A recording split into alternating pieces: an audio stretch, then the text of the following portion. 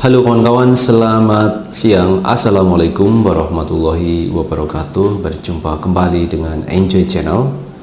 Pada siang hari ini teman-teman, saya akan membahas tentang debat Capres dan Cawapres nanti malam yang digelar di Hotel Bidakara Jakarta Selatan pada pukul 19 WIB.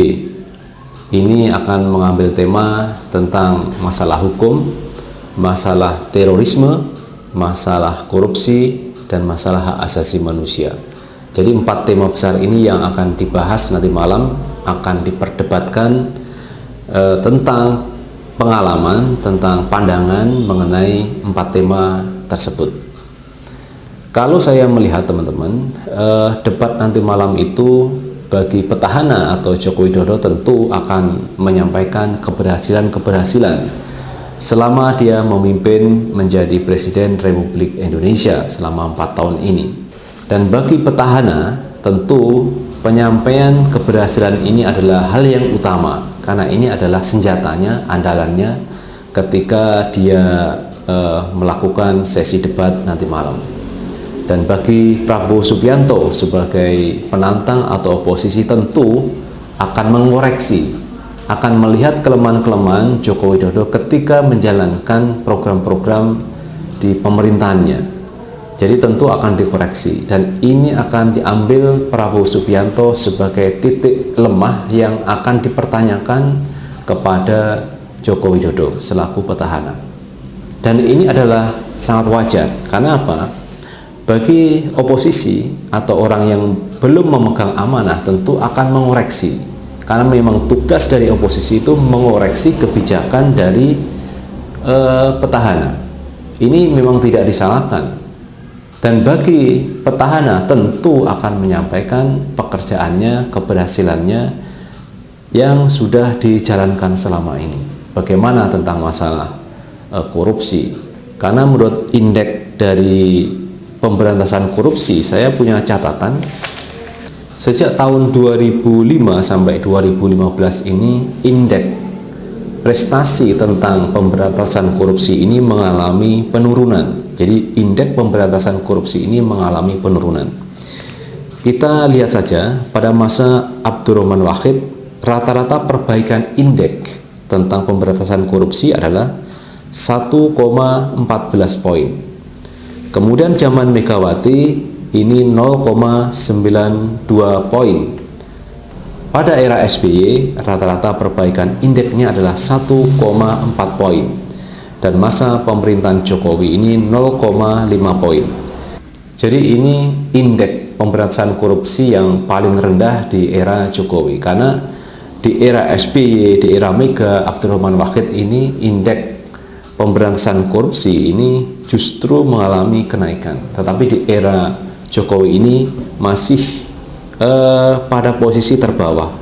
Nah, kalau kita lihat indeks dari Jokowi 0,5 berarti ini mengalami penurunan. Jadi tidak mengalami perbaikan, yang seharusnya ini lebih baik dari era-era sebelumnya. Jadi yang saya lihat justru yang paling baik ini di era Abdurrahman Wahid, Gus Dur, kemudian yang kedua SBY, yang ketiga Megawati, dan yang terakhir adalah Joko Widodo 0,5 poin. Kenapa kita melihat indeks tentang pemberantasan korupsi? Karena memang KPK itu ada setelah era Orde Baru. Efektifnya ini era pemerintahan Abdurrahman Wahid. Kalau pada masa Habibie ini masa transisi, dia menyiapkan program-program tentang pemilu untuk periode berikutnya, yaitu tepatnya di era pemerintahan Abdurrahman Wahid ini KPK sudah mulai berjalan. Maka dihitung perkembangan indeks kemajuan atau kemunduran ini di era Gus Dur sampai dengan Joko Widodo. Itu persoalan-persoalan tentang korupsi. Nah, saya melihat nanti malam tentu pihak Prabowo akan mengoreksi kelemahan-kelemahan pemberantasan korupsi di era Jokowi, juga tentang HAM dan hukum. Ini mungkin juga bisa dipertanyakan, kenapa pihak-pihak oposisi ini banyak yang ditahan atau dipenjara atau menjadi tersangka, sementara pihak yang petahana, pendukung petahana ini tidak banyak mengalami hal yang sama seperti yang dialami oleh oposisi.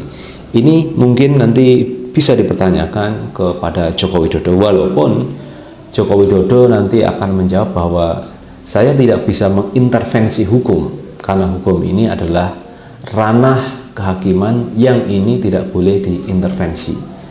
Mungkin jawabannya itu, dan nanti memang harus dipertanyakan kenapa seperti itu.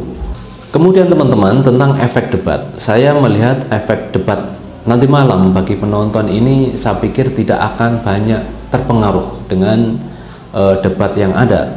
Kenapa? Pemilih yang belum menentukan berdasarkan dari survei ini hanya sekitar 7%. Yang lainnya itu sudah menentukan pilihannya, siapa capresnya, siapa cawapresnya, ini sudah menentukan pilihan. Hanya 7% ini yang mungkin akan berpengaruh, apakah separuhnya nanti akan berubah pilihan, apakah separuhnya nanti akan menentukan kepada Prabowo atau separuhnya nanti kepada Joko Widodo.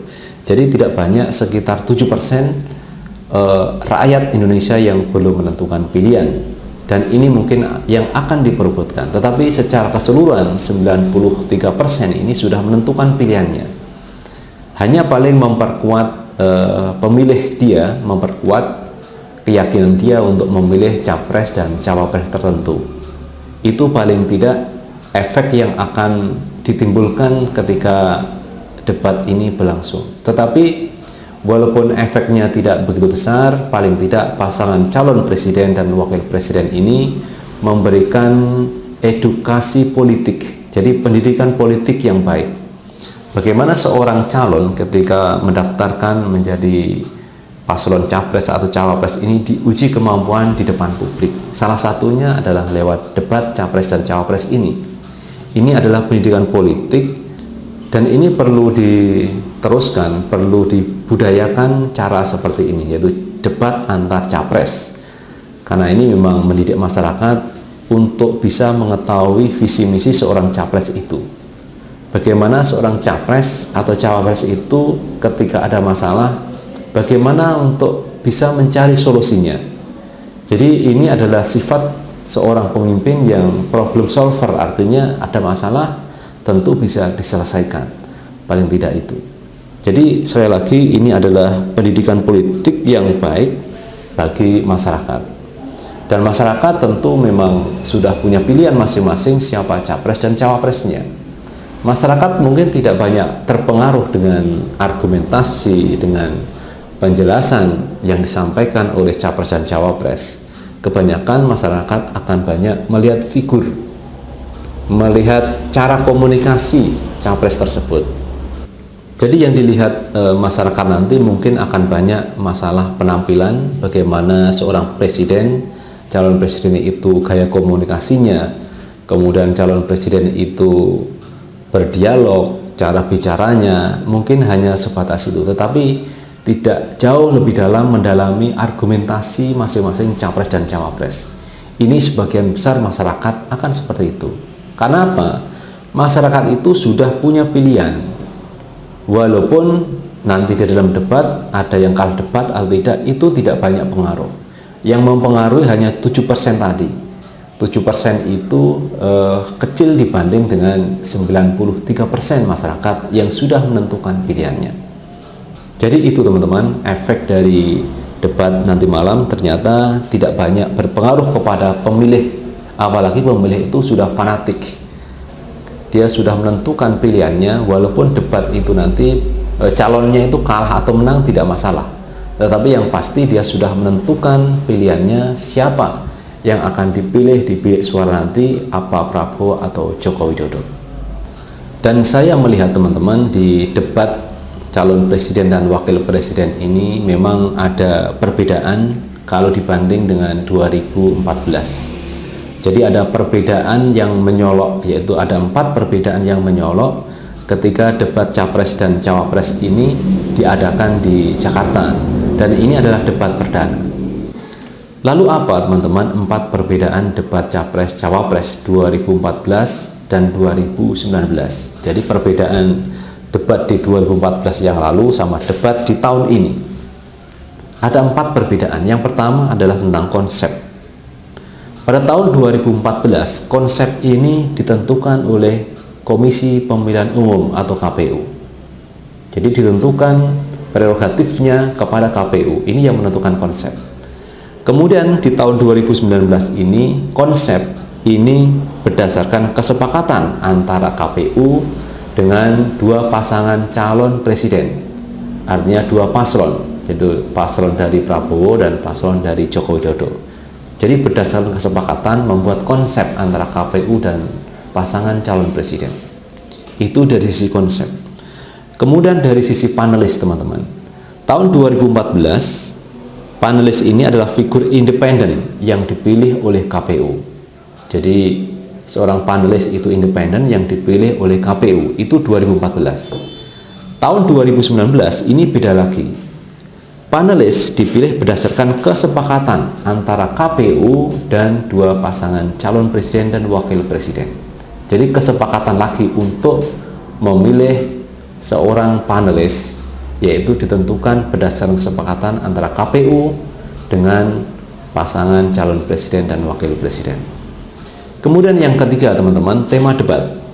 Tema debat tahun 2014 ini disusun oleh tim pakar yang ditentukan oleh KPU.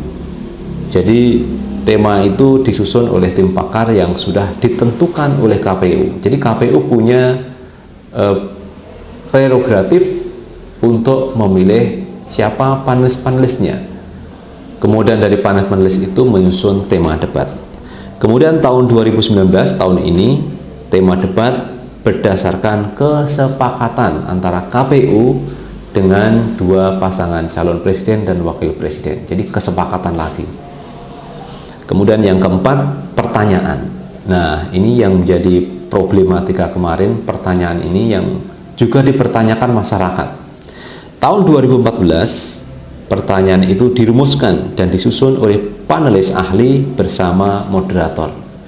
Jadi ini dirumuskan dan disusun oleh panelis yang ahli bersama moderator. Tetapi tahun 2019 ini disusun oleh panelis, moderator hanya membacakannya. Jadi pertanyaan itu disusun oleh panelis, kemudian moderator hanya membacakannya. Tahun 2014, pertanyaannya itu tidak dibagikan kepada pasangan calon presiden maupun wakil presiden. Tetapi 2019 ini pertanyaannya itu diberikan kepada calon presiden dan wakil presiden. Ini perbedaannya. Jadi kalau menurut pendapat saya sangat berbeda sekali tahun 2014 dan 2019. Dan menurut saya yang baik adalah 2014. Jadi pertanyaan itu yang diuji itu tidak tahu apa yang ditanyakan. Tetapi kalau sekarang yang diuji itu sudah tahu apa yang mau ditanyakan. Itu bedanya. Bayangkan saja kalau pertanyaan ini menjadi bahan atau dasar untuk membuat soal ketika ujian di tingkat SMP, SMA, ketika ujian nasional. Bagaimana kalau soal itu sudah dibagikan kepada siswa? Agar nanti ketika ujian, siswa itu sudah ada jawabannya, sudah bisa menjawab.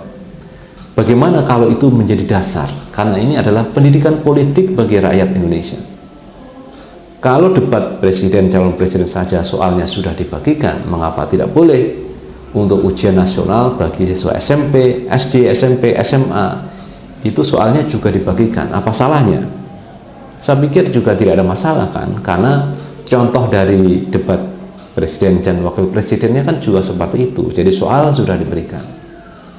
Itu teman-teman yang menjadi koreksi bagi penyelenggara pemilu agar melakukan perbaikan pada debat calon presiden 5 tahun yang akan datang. Karena 2019-2020 ini mungkin KPU sudah resign dan mungkin akan berganti kepemimpinan KPU di tahun 2024.